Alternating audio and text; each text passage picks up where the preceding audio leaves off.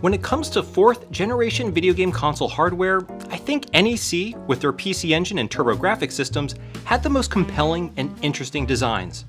While yes, the Super Nintendo and Sega Genesis dominated this generation here in the United States, the PC Engine was actually very popular and successful in Japan.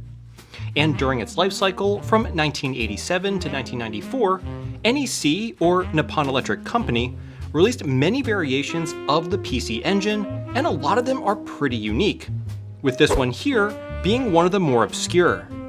This is the PC Engine Shuttle, and well, it looks like a spaceship. It was introduced in 1989 as a lower cost model with trimmed down features such as a lack of a full-size rear expansion port, thus not supporting add-ons like the Super CD drive. Additionally, based on the packaging, it looks like that it was designed for children. Well, I picked this unit up for cheap on Sendico for about 14,000 yen, or roughly $86. It didn't come with a controller or AV cables, but did come with a completely mangled AC adapter. It works just fine, but it has certainly seen better days. The plastic looks dried out, this little HuCard cover is really scratched, and the electrolytic caps inside are over 34 years old. So not only will I be replacing all its aging components and giving this a very deep clean, I'll also be improving it with one of my favorite mods for PC Engine consoles, the TurboNanza, which will greatly improve its video output capabilities. By the time I'm done with it, it'll be better than when it was new. So stay tuned for this very satisfying restoration and rejuvenation of this PC Engine Shuttle from 1989.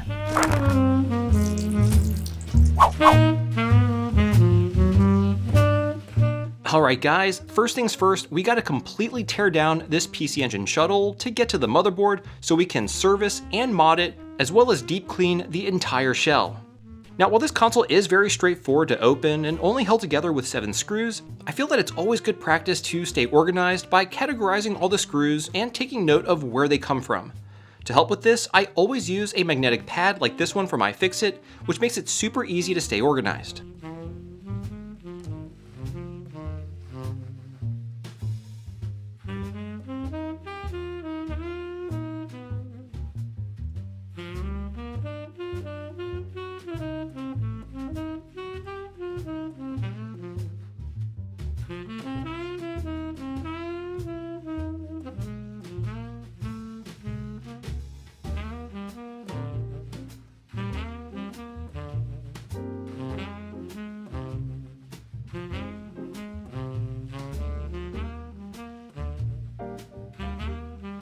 Okay, with the motherboard out, taking a closer look at the electrolytic capacitors, they seem to be in excellent condition.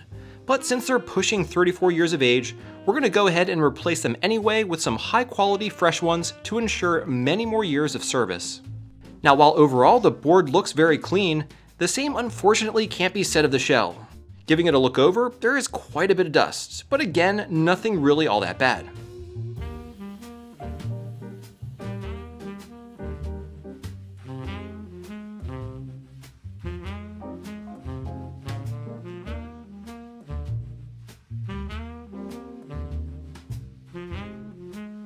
Looking closer at this post here, there does appear to be some liquid residue. Not sure where this came from, as there doesn't appear to be any liquid damage anywhere on the board. The power switch cover at one point looks like it was home to a spider at one point, so I'll be sure to clean that out. Now in order to prep the board for the ultrasonic cleaner, I will be removing all the electrolytic caps since we'll be replacing them, as well as some of the more delicate components like the crystal.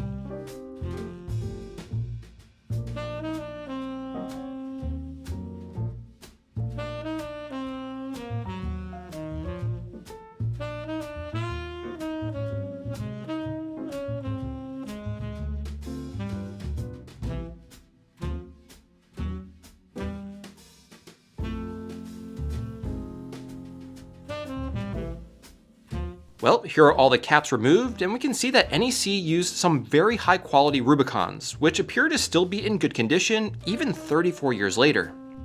Anyway, next I'm going to remove the AV port, heatsink, and crystal before eventually running the board through the ultrasonic cleaner.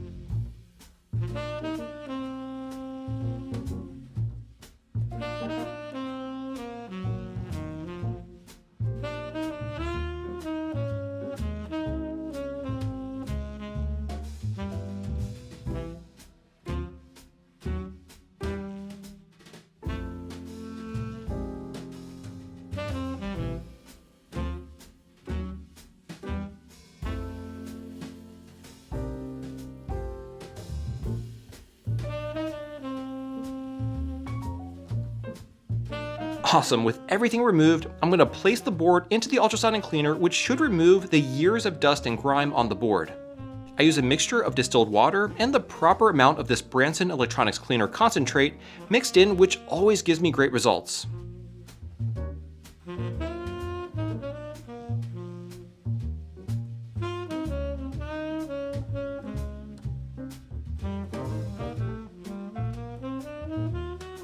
Once the 3-minute timer is done, I flip the board over and run it through another cycle.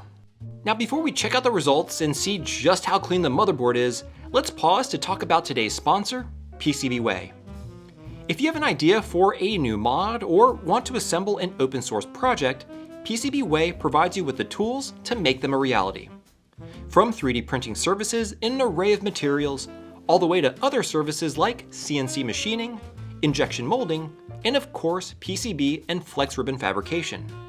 So when it comes to taking your retro mods to the next level, PCBWay is the place to make that happen. Check out the link in the description for PCBWay to get $5 off your first order. And again, a huge thank you to PCBWay for sponsoring this video. Alright, so I took the board out of the ultrasonic cleaner and dried it off with some compressed air, and I have to say that this thing is looking pretty clean. This gives us a great starting point to begin installing the new capacitors and the TurboNanza mod. But before we do that, I'm going to now give the shell a deep clean. For this, I'll just be using some warm water, dish soap, and a toothbrush.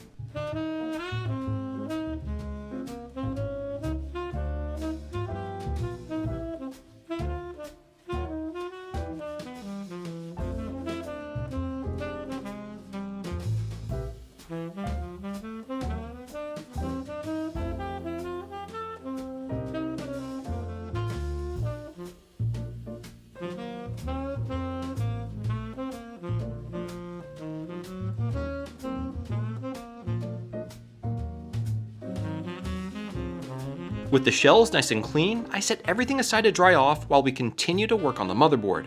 First order of business is to solder the HuFlex onto the 6260 chip, which will allow us to more easily install the TurboNanza later on. In order to prep the HuFlex, I went ahead and tinned the pads on both sides, which will allow us to more easily make solid connections to the 6260 pins.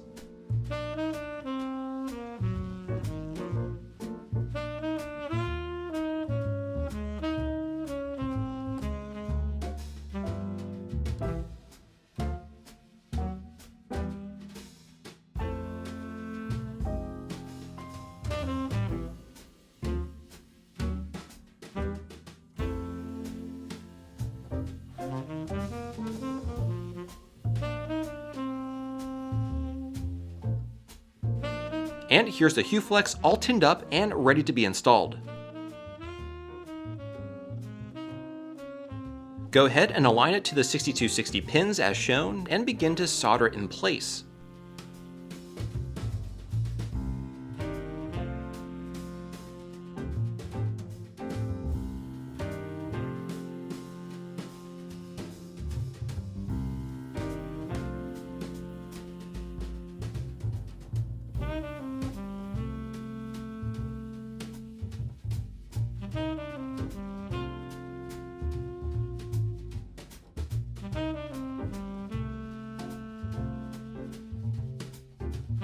Once the HuFlex is installed, you can use a multimeter to ensure that all the pads have proper continuity with the pins and confirm that there isn't any bridging to adjacent pins. Now we can solder in the brand new capacitors. I always get my recap kits from Console 5, and this particular kit also comes with the Jailbar Fix, which I'll be installing in just a moment.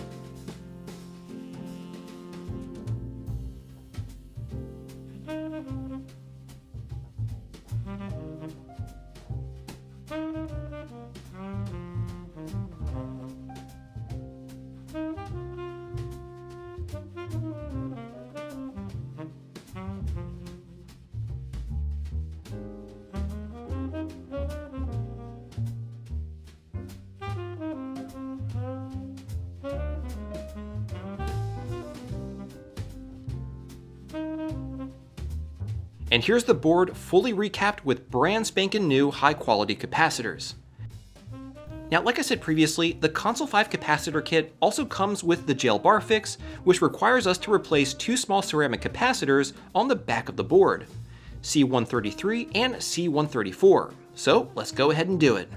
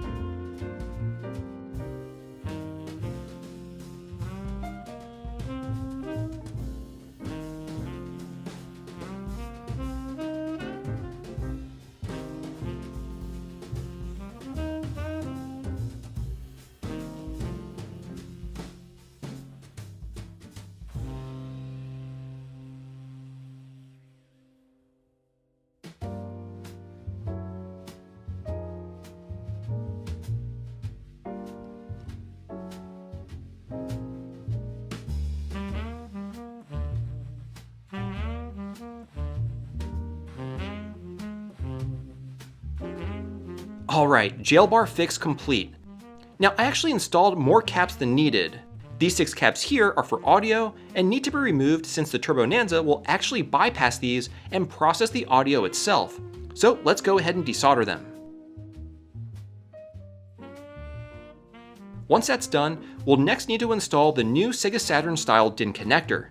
In order to do this, I need to remove some of the solder mask so I can solder the mounting PCB to the motherboard. I mark the points that I need to solder to with a marker and mask off the surrounding area with Kapton tape to protect it, and then I begin removing the solder mask with a fiberglass pen, exposing the copper below.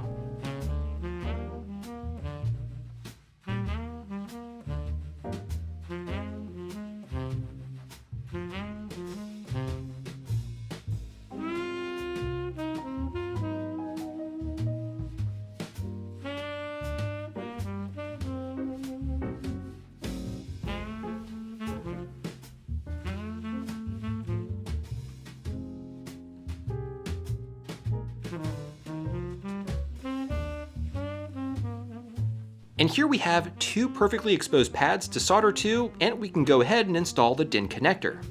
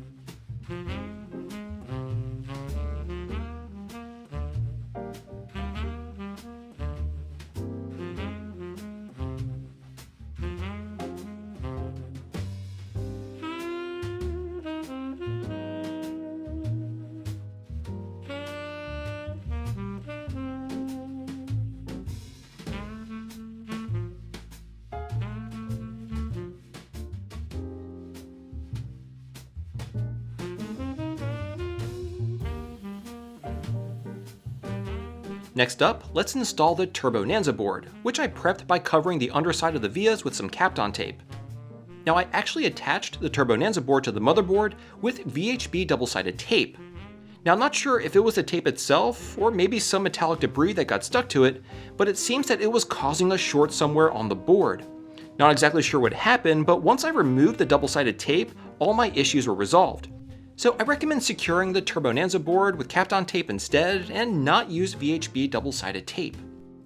Anyway, now we can tin up the pads on the HuFlex and solder the wires to the requisite pads on the TurboNanza board. Zaxor made a great wiring diagram and instructions on his GitHub, which I'll leave linked down below for reference. We have to solder quite a few wires, so be sure to take your time.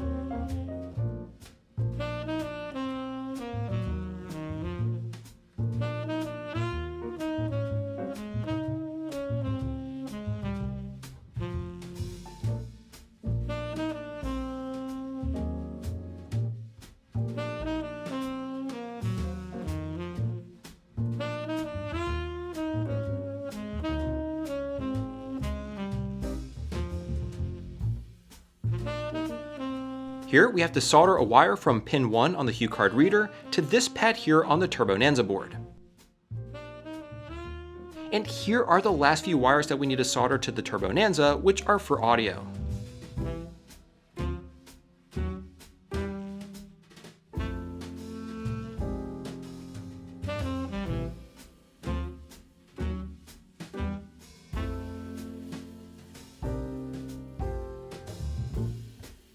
With the TurboNanza all wired up, we can go ahead and reinstall the power regulator heatsink. I put a dab of thermal paste before securing it.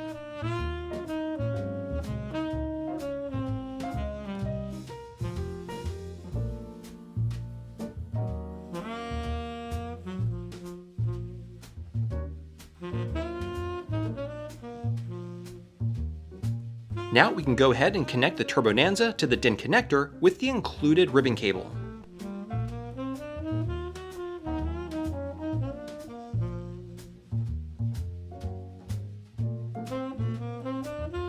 And here's the PC Engine Shuttle motherboard fully refurbished and modded with the TurboNanza. Now before buttoning up the console, I like to treat the power switch with some D100L deoxit to clean, lubricate, and protect it from wear and tear and corrosion.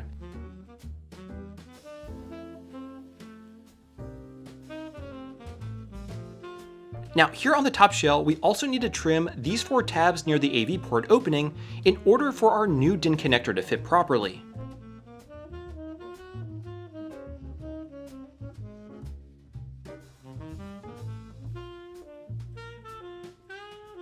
After that's done, we can go ahead and finally put the PC Engine Shuttle back together.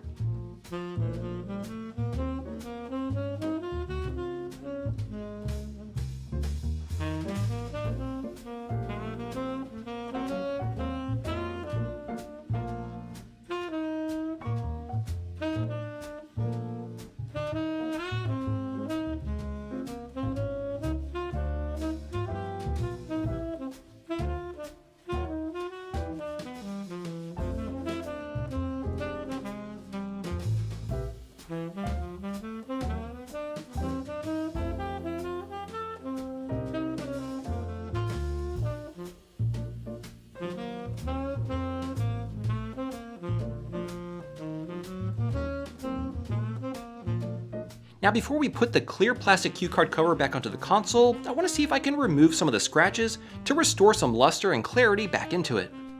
For this, I'll be using none other than the Novos polishing compound, starting with their highest level 3, and then moving down to level 2.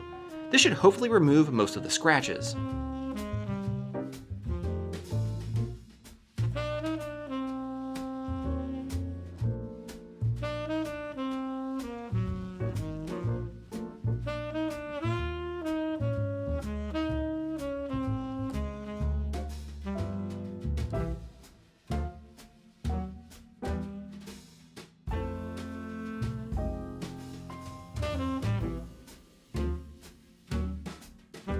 And here you can see the results are actually pretty good.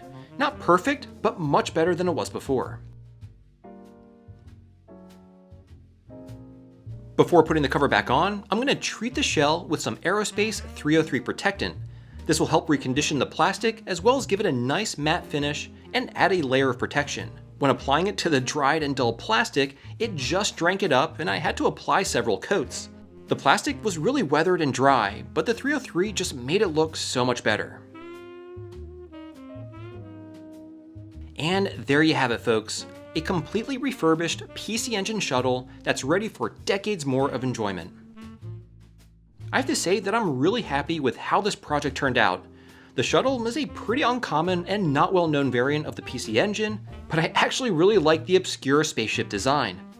Now that it's all refurbished and outputting beautiful component video through Zaxor's TurboNanza kit, I am really going to enjoy it for years to come. If you want to learn more about Zaxor's TurboNanza kit, check out my original video which covers all of its features. Anyway, I hope you enjoyed this video, and if you did, I'd really appreciate you hitting the like button. Also, check out this video recommendation on screen for some more videos that I'm sure you'll enjoy. And as always, thank you all so much for tuning in today, and I'll catch you again next time.